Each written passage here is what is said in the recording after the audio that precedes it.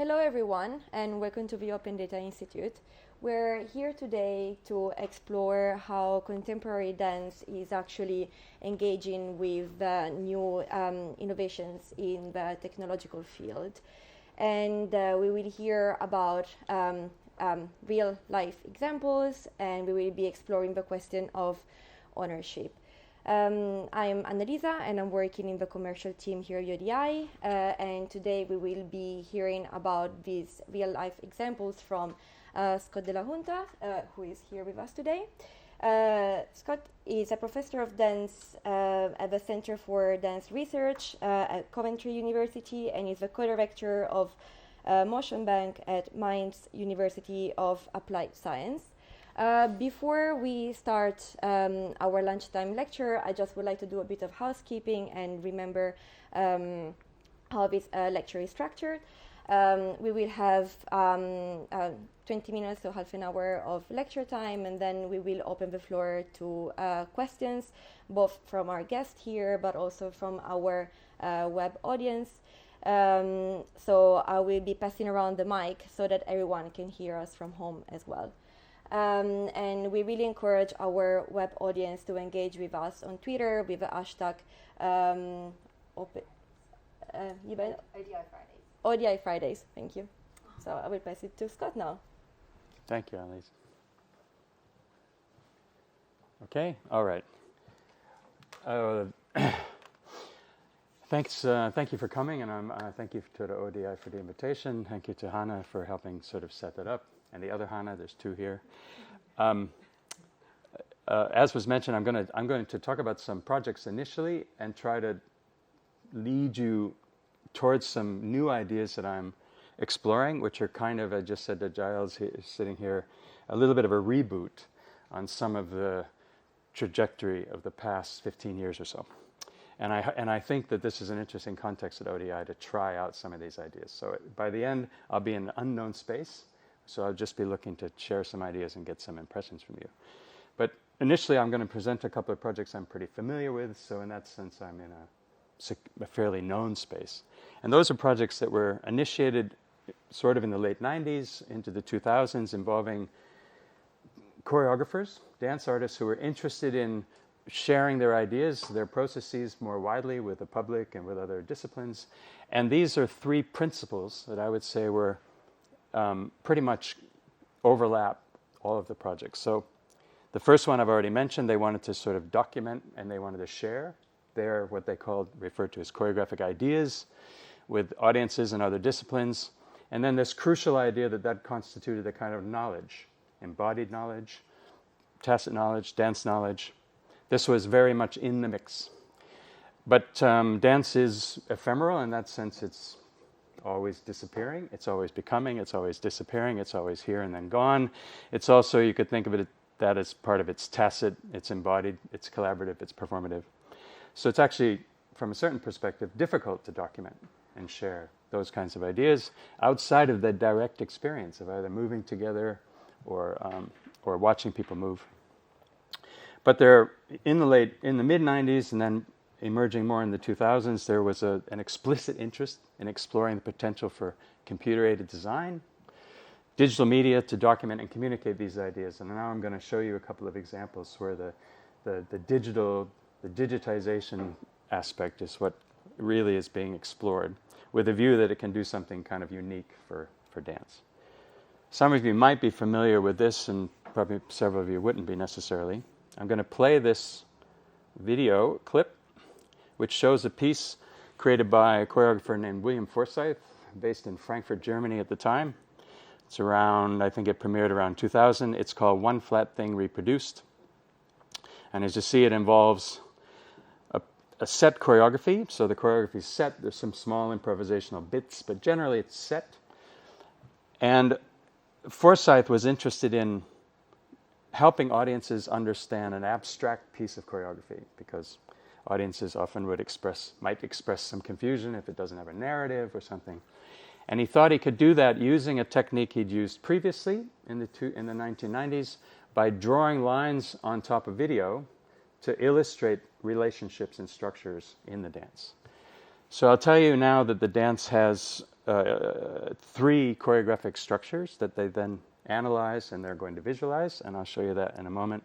One of them is a cueing system. So the cueing system is what you'll see the dancers stopping and waiting and actually looking and waiting for a cue. And they're either cueing a bunch of people or one person's being cued by a bunch of people. And so the cueing system is one of the structures, and another one is alignments. So that's when things, legs and arms and heads and things move sort of together in space. And the other sort of small variations on themes that I won't talk about much. So this is the recording. It's one recording of the work, and there was also a camera from above recording the work. And then the material was sent to Ohio State University, where a team of designers and animators and dance researchers started to develop a website called Synchronous Objects, which I'll show you in a moment. But I'm just going to go to a next slide, which shows you one of the films with animations on top that shows you the alignments down here. So that's one of the choreographic systems. But it's interesting to note that none of this was done automatically. This was all, in a sense, manually done, because there was no automatic kind of recognition, computationally, kind of analyzing the movement in the space. It was done by inviting the dancers who know the systems to sit and watch the video and mark when things are happening, like an alignment, a cue response, a cue given. So the data for this work is actually all in the spreadsheet, in a sense, and that's manually created. Of course, the animators who are drawing those lines, they'll use some algorithms to help smooth and things like that. But fundamentally, this is about people looking at the video and explaining on the basis of what they know from their bodies, having done it, to people who are trying to understand that so that they can create this visualization. Now, the other thing, once you have the data, and this gets into once you have that as data, you can do other things with it. So you can visualize things differently. You can visualize, here's a visualization of the cueing system. Now, that doesn't look like the dance, but you could arguably, it is a representation of the dance. In one shot, the temporality is removed, but you get a sense of who gives cues and who receives cues. So, for example, you can see that David receives no cues, Georg gives the most cues, things like that. And that's only possible because of the work done to kind of create this data set, right? The other thing they did is that they created some kind of do-it-yourself choreographic tools, like this one here, that would allow you to explore a little bit some of the parameters that would generate movement and generate alignments and things in the space. So little tools that allowed you to kind of learn by doing it on the website. I'll show you one more screen here. So this is the cueing system. Again, graphics drawn on top of the video. Give you a sense of where people are waiting. Pretty soon Chris sitting right there is going to give a bunch of cues. And one of the question you see up there was one asked by Forsythe at the beginning: how can we teach audiences to see this kind of structure? And down here is another little tool that allows you to kind of explore that cueing system, varying, things like accumulation rate, things like that, so that you can kind of learn through doing somehow. And one of the things that Forsythe also said, which has also motivated myself and others working on this kind of project, is the idea that you could create resources people could study to understand dances. So that notion of really studying, spending time with it, repeated viewing. So generally the ephemerality issue becomes less of an issue because you're able to look again and explore. So the website, we could look at it later if we want to. I think I'll move through this material so I can get to where I think I'm trying to go with this now, which is a little bit different. So if you go to the website, it'll open up a page where it shows all the kind of experiments. You see some of the tools I mentioned. You'll see some of the visualizations. And the design principle here is that you're moving kind of from the dance to more and more abstract representations of the dance.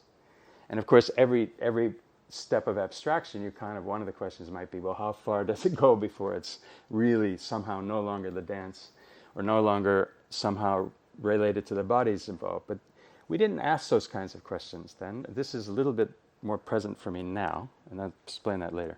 So it was really just an experiment with proliferating a lot of stuff, visualizing, that are all kind of derived from the data that was derived from the dance. And you get you get another idea that shows up here, and also we'd sometimes talk about abstracting the data from the dance. And that's something I'm now really questioning, what the implication of thinking that way is. So producing data to objects. So for the first time, some earlier projects didn't do this so much, but for the first time we really have kind of data that people can sort of compute on, probe, and do things with. So we kept working, and I'm going to show you then another example, one more, with Deborah Hay, in part because it contrasts the other one so much, but also because we did more automatic processing with this particular one. So Deborah Hay is now, I think, 72 or 3. This image is in 2011 or something. She's been making, American-based choreographer, been making dances for many, many, many years, and developing her own unique way of approaching making dances. And she always did work at that time with a score, a written score, that would kind of emerge through her process of making a solo. So she made a solo called No Time to Fly, and she had a written score. And for our project, she gave that score to 3 dancers who are familiar with how she works. And by that I mean that they understand the way in which the score gives them a kind of instructions. If you opened up that score, you'd see poetic language, you'd see little narrative chunks, I mean, it would be readable. But you wouldn't necessarily know what to do with it in terms of making your own translation. But these are dancers who've worked with her for a long time. And so their experience with her methods, that oftentimes they refer to it as if she's choreographed their perception, because she gives them ways of thinking about how to keep the focus of their attention on something in space, either audiences or themselves. They each received this score 3 months before they came to our project to get filmed, and they practiced it every day for 3 months. And then this might give you a little insight. The way they describe it is the choreography kind of shows up for them. So the choreography doesn't kind of exhibit, it's not prefigured in that sense, to use a word from last Monday, but it's something they sort of discover through doing it over and over and practicing it. So it's a very different way of thinking about composing a work from the previous one. It also means, because Deborah doesn't provide any movement instructions, so she doesn't tell them where to be precisely in space or how long to do a section. There are sections in here. There are about 27 different sections, so it's linear, so it has a linear structure. But she doesn't give them any directions. They make those kinds of decisions every time they perform. And it might be different, it might be the same, but it's really based on a different kind of decision-making process.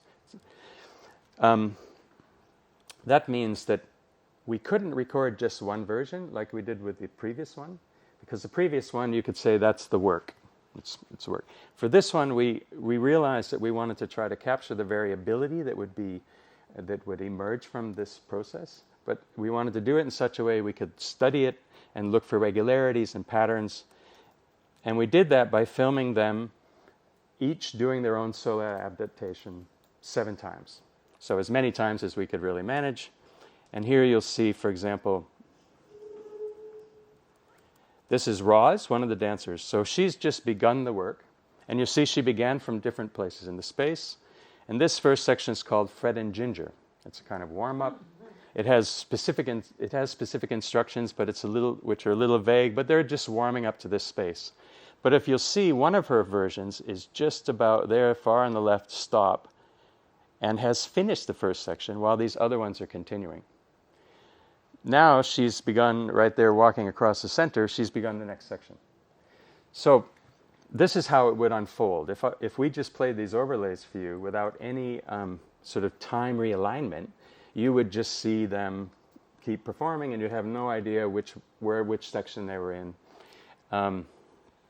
Whether they started section 4 or 5, they might be. So you couldn't, from our perspective, it would be difficult to study it somehow, analyze it. So, but it's important maybe to note that if you stop them and ask them at any moment where they are in the score, they know exactly where they are. So this is what kind of constitutes the choreography in a sense. So Deborah would say this is not improvisation, it's really choreographed. So to do our data collection work, we had the shot you just saw is from one of these cameras. I can't remember, maybe that one, probably this one actually. And then we had these two side cameras. And the two side cameras, you might have noticed we're working with silhouettes. So we're kind of green screening this, and we're pulling the silhouettes out. And here you'll see what we're able to do with the two cameras at these angles is to extract the 3D just by keeping an eye on the highest pixel, and you get the pathway. And we were interested in that pathway because if you get them all together and just lay them on top of each other, this is all 21 versions, all laid on top of each other, and you get just spaghetti. There's no indication really of what's happening in terms of regularities or patterns you might see, except the hot spot in the center. There's an explanation for that maybe, but in order to study it more effectively, we had annotated, using an annotation tool, the beginning of each section. So once we annotated the beginning of each section for each one of the adaptations, these are the names of each section. These are the kinds of names that they would use. In fact, if you asked Deborah Hay if the piece had sections, she would kind of go, no, for her, sections weren't important. But if you listen to them in the studio, you realize they're referring to, ancient voice. That's that part. And once we got a hold of that, we asked them if we could use those sections to let us break up the spaghetti into different pieces. So here we've broken it up into the different sections, and right away you begin to see more regularities. And one of the things that it allows you to maybe ask, you could ask the kind of a question like this. You could say, well, how is it these three dancers practice that work on their own for 3 months with no instructions, and yet they come out performing things that seem relatively similar? It's one of the kinds of questions it might let you ask. It also shows that there are patterns that emerge. It also made it possible for us to, again, working with overlays. This is Janine and Roz, because Juliet didn't do the first part, so she shows up later. And you'll see, you're looking at the same figures of Roz you just saw earlier. So you will see that one figure eventually end up on the corner over there, finishing this Fred and Ginger section. And then she's going to pause, because we can pause the video there, exactly the annotation. And then the other one pause, so we're able to actually realign the time in the video so that they're all waiting. They're not really waiting, but they're waiting because we pause the video stream, pause that video pathway until they all catch up, and then they go on to the next section. So we can look at that section, all of them together, and say something about it. Janine kind of keeps going. I think she's still going, and it takes a while for she stopped. And then the next section, suddenly Juliet will appear. So, what's my next? Oh, yes. So in addition to this sort of data, kind of extracting data, pathways, 3D, trying to do things with it, we also, on the website, so you can go to these kinds of, the Motion Bank website has all of this material that I'm showing you now on the website, so you can go and study it if you wish. What we did is we created a page which has insights from the performer. We invited Janine to watch herself performing in the video, so it's kind of it's like video elicitation, or they watch and then they comment on what's happening, and we tried to then align that with Deborah's text, because of course each section the whole piece moves one section to the next section, and to place a small bit of writing that gives you an insight into what she's doing as she performs, the kinds of decisions she's making. So the sort of text you get from her is you get little mini explanations in a way. So I'm trying to keep all the balls in the air. I'm priming myself to the space. And these concepts, priming and all the balls, are things you can learn more about in other interviews on the website. So our idea was to provide a big composite pool of information that would give you different ways into Deborah's process. But this one is, of course, particularly related to the body of the performer and how they're describing what they're doing as they move through. So the data is of a different order here, I would say, or you could even call it data, but you might. So let's see. All right.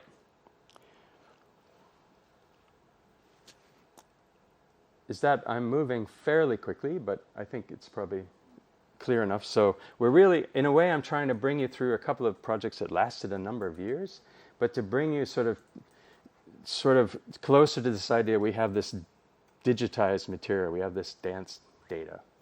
And we've been doing things with it. So we've been doing things with it in these projects. We've been doing things with it to help people understand structures, but also producing more abstract things with it. And at the end of the Motion Bank project, the first phase, we're now in a third phase, I guess, we started running these things called choreographic coding labs. And here it was the idea that we would take the data we collected and offer it to creative coders in hackathon-like things and these are just kind of boring, quick representations of things that look like data, graphs and graphics and things. And we've done, there's kind of a website for choreographic coding, and these are all the labs that we've done from 2013. So we've done them kind of all over the place. And importantly, they were envisioned to be opportunities to give creative coders a chance to work with choreographic ideas. Like how would they bring choreographic thinking into their own practice? So the desire was to somehow interest them not in just the data, the movement data or the pathway data, but somehow interest them in the nature of the decision making that happens when somebody's performing, like Janine. So we would offer them the data, which meant also the insights, and they would work in, this is an example from Berlin, so this kind of hack lab environment familiar to a lot of you.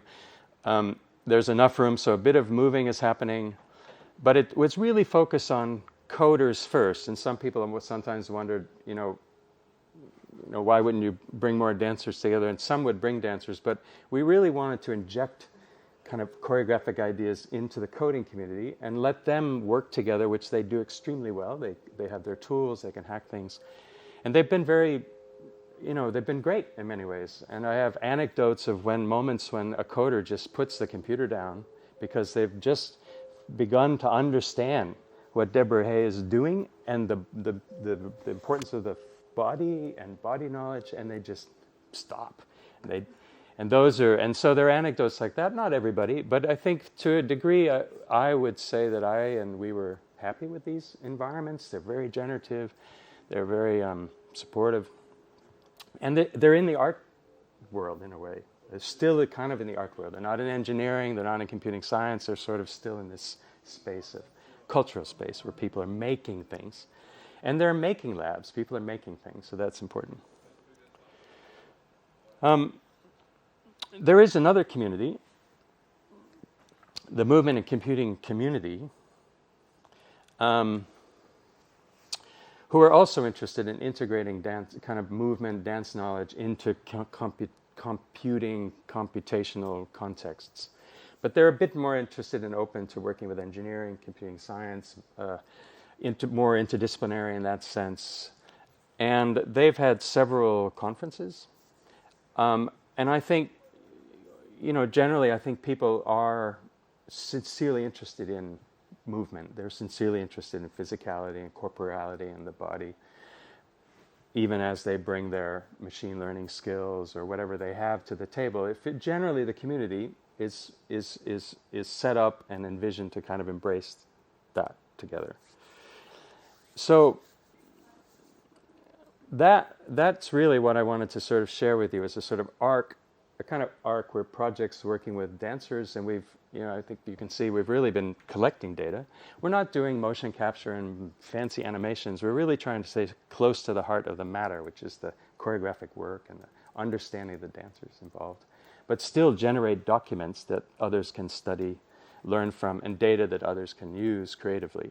And here I think there's a genuine interest in taking that understanding into other areas of computing science and engineering, especially human-computer interface design, where there's a lot of interest in bodies moving. But so in a way you could say, I could close off this talk now and say, it's not a bad picture. It's somehow, it's connecting, moving bodies and people who are computing and generating things. And there's a... so I could stop now and say, what do you think? It looks great. But I've been busy for a couple of years. And this is what I kind of trying to reboot this project a little bit. And I'm going to share some stuff with you and see what you think about what's been showing up for me.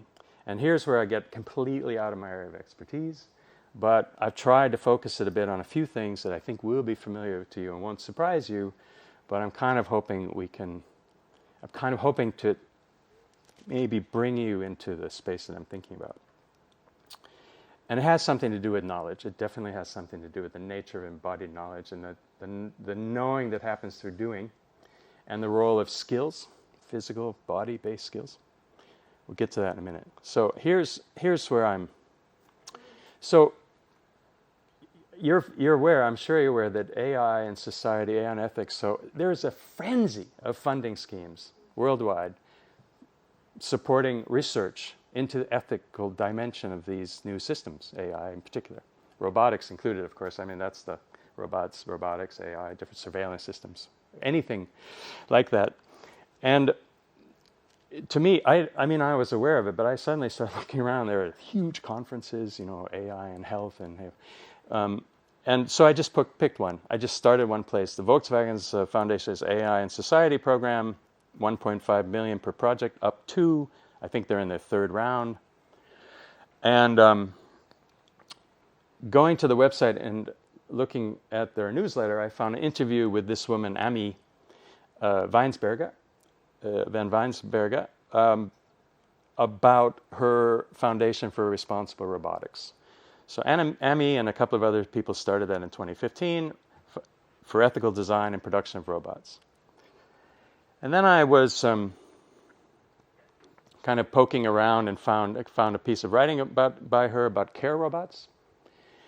And there she mentions at one place, so I do things like search on the word body in the article.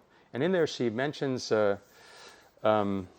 nurses' bodies, that nurses who work with technologies. So in a way she's saying this discussion of ethics is clearly not anti-technology, because they work with technology a lot as a kind of extensions. And from what I could tell, and she talks about the kinds of skills that they acquire working with, and I'm guessing she means various instruments and things, physical things they move with their hands, and things that become part of their body because of we know from studying that, at some point, like the pencil, the end of the walking cane, all of those developments in helping us understand that those extensions are really absorbed somehow, assimilated into the body. So I believe she's talking about this kind of skill.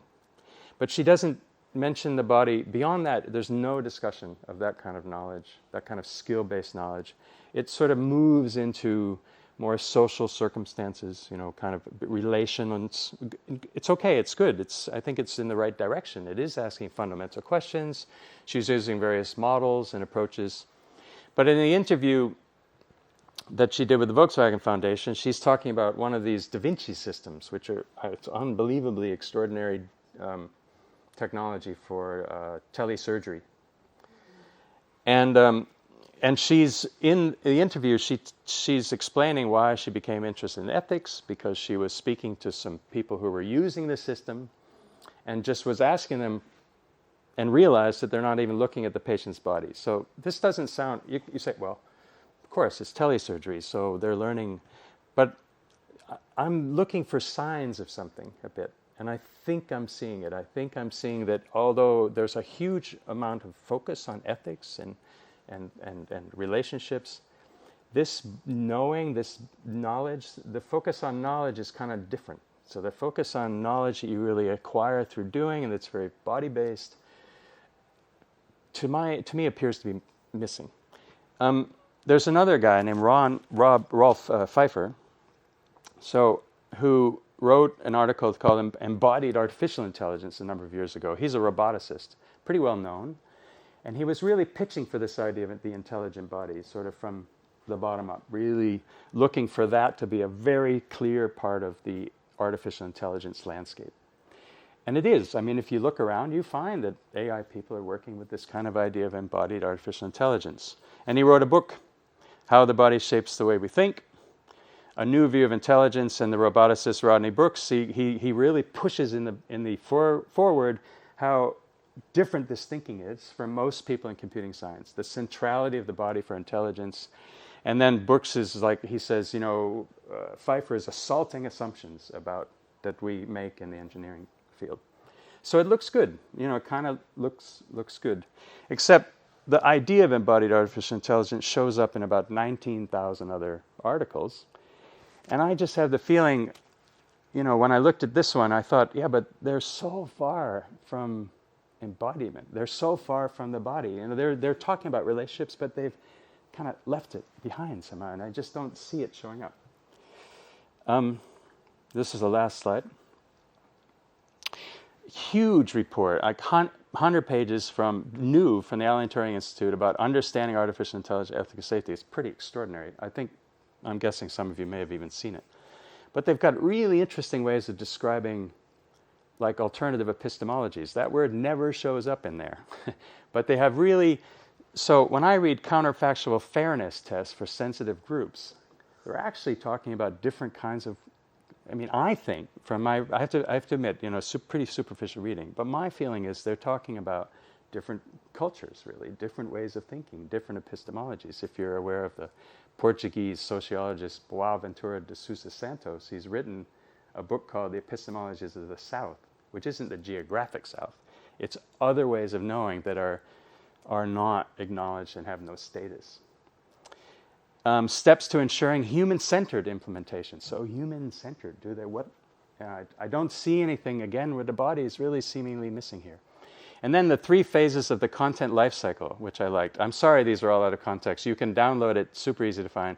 But it's a big graphic that says, translate human values in, data processing, translate values out. And the notion of extraction, kind of extract the values, put them in.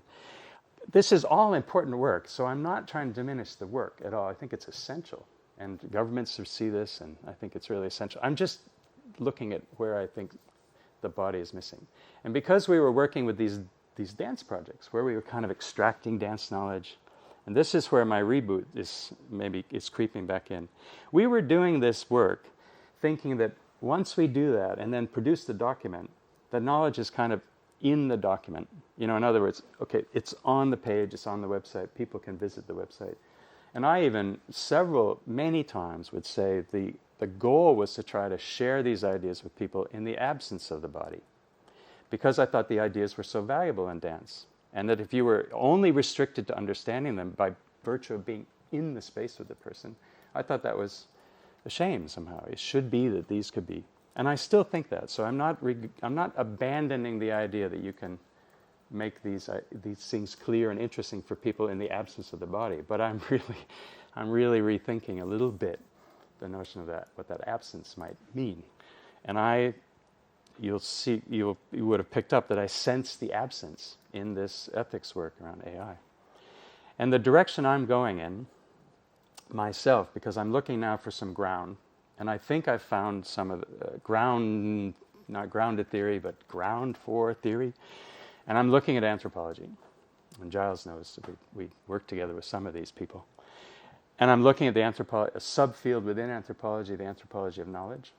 And I'm looking at people like Tim Ingold, who is one of the most prolific writers around this kind of work, and also a colleague of ours, James Leach, who just gave a talk at the British Museum on Monday about with some really interesting ideas that resonate with this notion that the knowledge is not in the document, the knowledge is in the process of creating the document, for example. So I said the last slide, but I'll stop with this one here. I just pulled out a few quotes. Trevor Marchand, this is Trevor, I didn't really mention Trevor. He did a project, an ESRC project. He was working at SOAS, the School for Oriental and African Studies, called Making Knowledge. And again, Trevor and all of these individuals as well as others, not dozens and dozens. I mean, I feel like I don't know how you feel, Giles. There's a handful of people who are working very hard on theorizing, in a sense, but also through doing, the nature of the knowledge that's in doing, that's in bodies, that's complex, that's continuous, that cannot be extracted. And I think push back, or at least could push something into this space with the AI and ethics, if bodies were more present. I don't think we need to. I won't go through these, but they're the kind of, just pulling out a few quotes. So I think that it's 20. I think that's really what I wanted to share with you, and I want to thank you for letting me share it, because I'm kind of excited. I'm daunted a little bit. I think there's really an opportunity. Partly there's an opportunity to. And I'd love to hear. We're streaming, so Annalisa will bring the mic around if you have questions or any thoughts or questions or comments, or we could talk a little bit about that. And we can wait a little bit. Don't no rush. Thank you very much. It was really interesting. Does anyone wants to ask the first question? Or if we have some questions from our online audience. Yeah? I've got a question. Yeah, sure. How do people in the sort of world of dance react when you talk about data, or if you talk about sort of cataloguing data about movement in general? It's a good question. I mean, I think generally if I'm given an opportunity to explain things a bit more, but it's not unusual for the first reaction to be concerned a little bit about, what can't be documented, for example. But increasingly, we're seeing, especially with the ubiquitous video devices and existence, that video is used all the time. So it's young dancers in the studios, they video, they up to the loop tube with one button, and then they send a link to colleagues and say, take a look at this or learn this. And I don't think we have, nobody's studied that.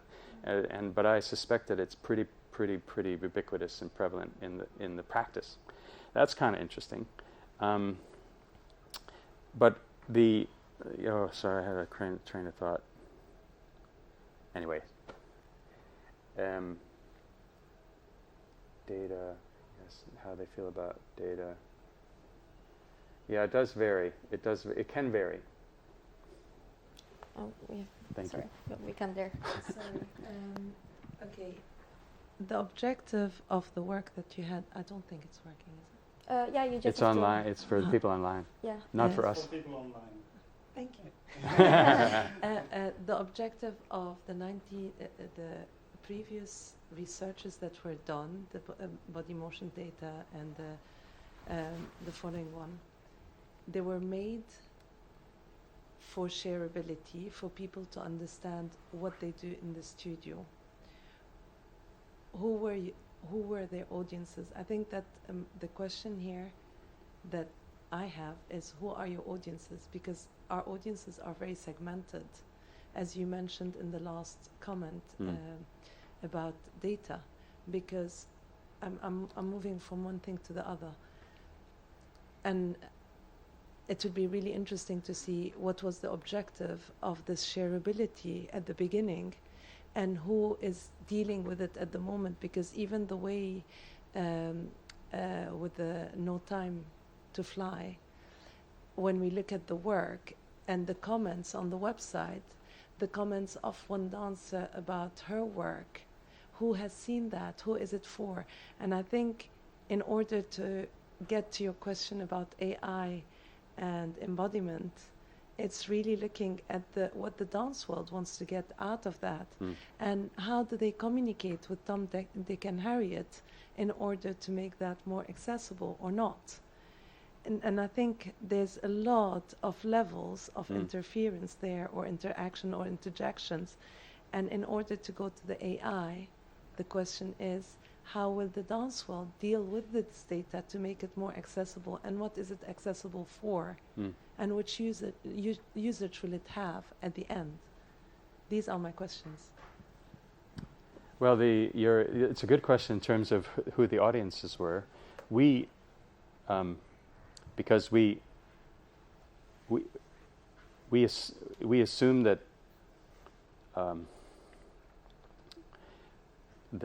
people who had an interest. I mean, the one choreographer is quite famous, William Forsythe. So people would have an interest in his work. But there we also were interested in stimulating exchanges with other disciplines.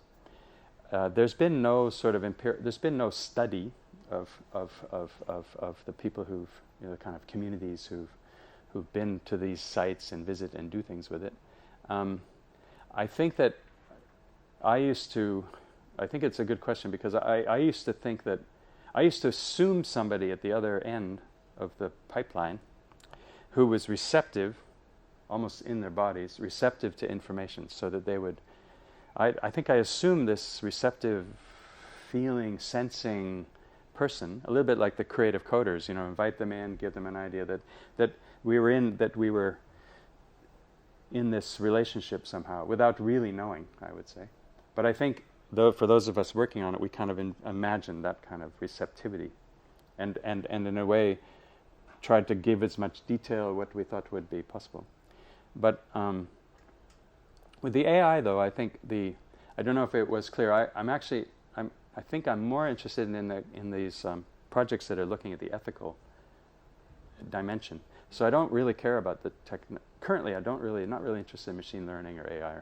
I'm actually interested in the kind of the discourse around the ethical questions that have emerged, because I think something is missing. And I also question our absent audience, the person to whom we're communicating something. We don't know them. And so I'm questioning that as well. So in a way we're continuing to document, so I'm not just stopping things, but the questions are different, and that is one of them. We have one question here first.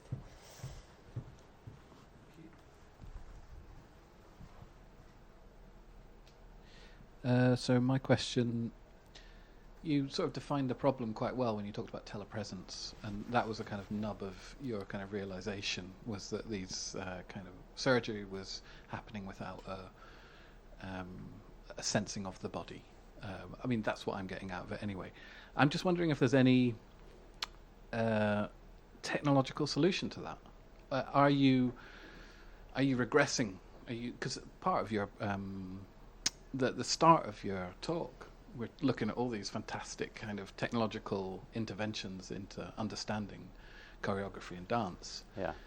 And it seems like now, and it's not a bad thing necessarily to retreat from that and to start questioning the ethics of it, but could there be any technological solution or intervention that allows you to do the thing that you are talking about? Thank you. Good question. I think that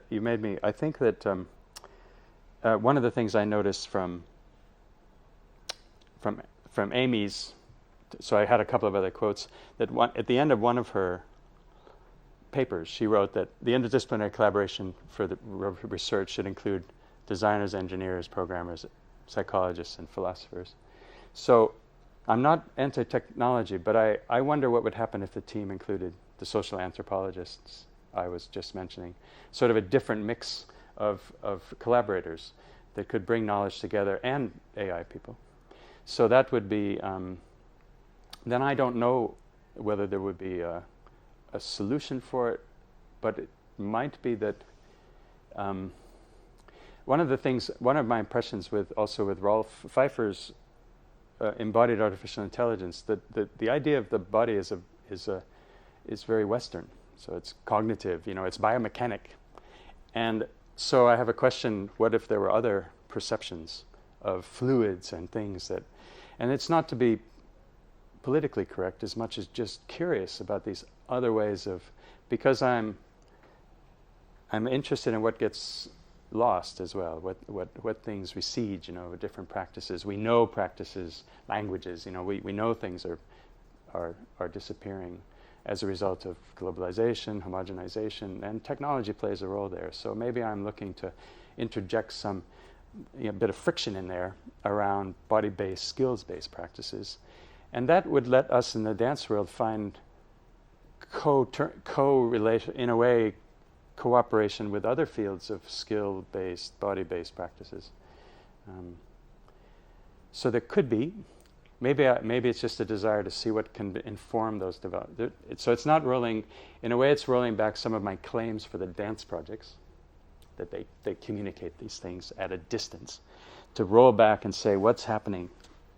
And in fact, I am doing that more. I'm looking more closely at what's happening in the studio, and we're using very simple ways of documenting that process. And anyway, thank you for the question.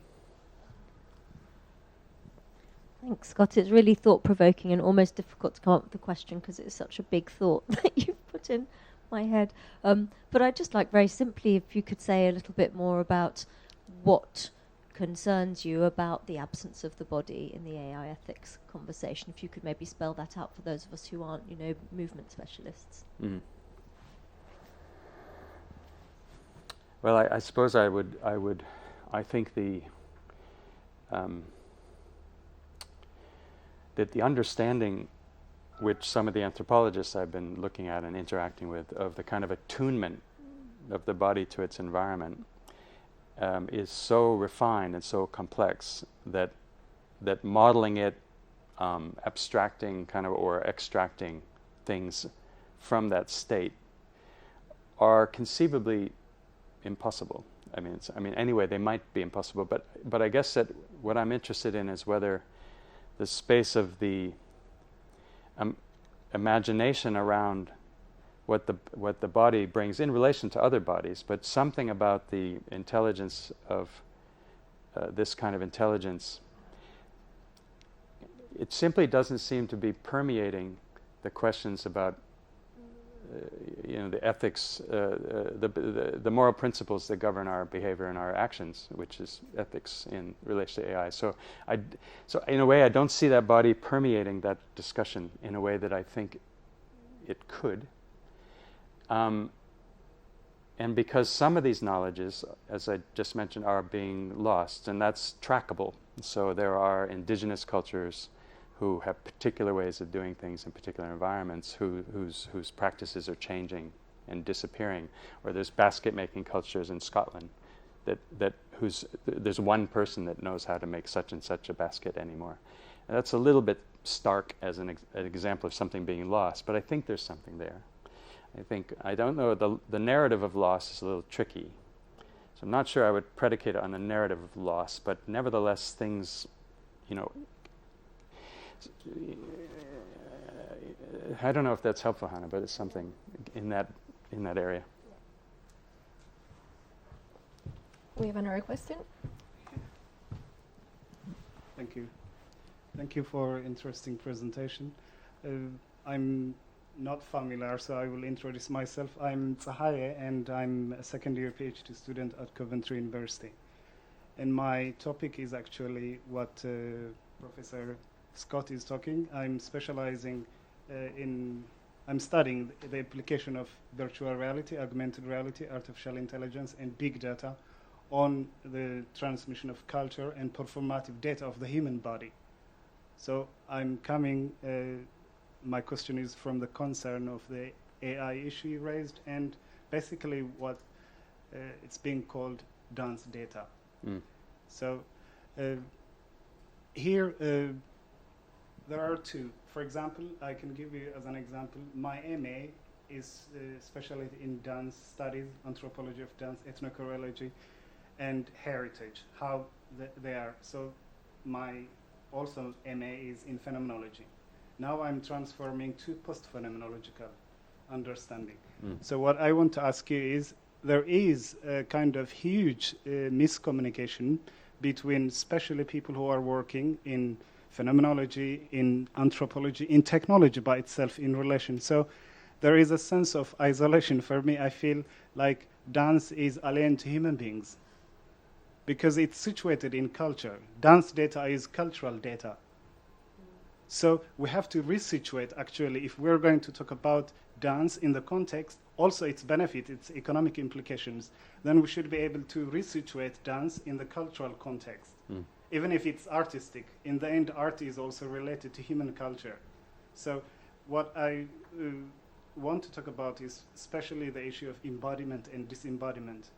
Yes, there are arguments since classical philosophy. There is about disembodiment issue, embodiment, how, especially since the 17th century, there is the split Cartesian dualism, split between mind and body. But if you look at history, at our, even primates, as from an evolutionary account, there is the relationship between dance and technology. From philosophical account, if you go to ancient Greece, so there is art imitates nature, whether it's dance, whether it's artifact. So, and also art completes what nature cannot. So the sense of, for example, that we are engaged at dance is somehow isolated from technology, that the body is being threatened. This was addressed actually in the 1990s by Cheryl Dodds, who actually theorized dance with the screen. She was talking about technophobic and technophilic kind of discourse. So I agree with you about this over-optimism of being people who are working on artificial intelligence, considering AI as disembodied or virtual reality as disembodied. In that sense, I totally agree we should raise ethical questions.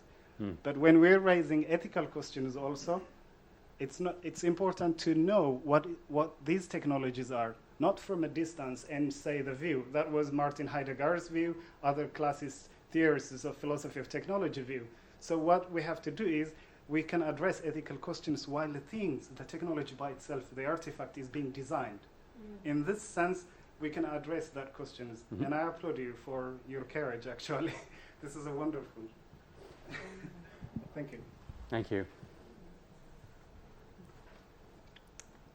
Do we have any more questions? Or if we want to take any questions from our audience? Okay. Well, Ben, I think we're done for today. Thank you very much for the really interesting talk and for the really interesting questions.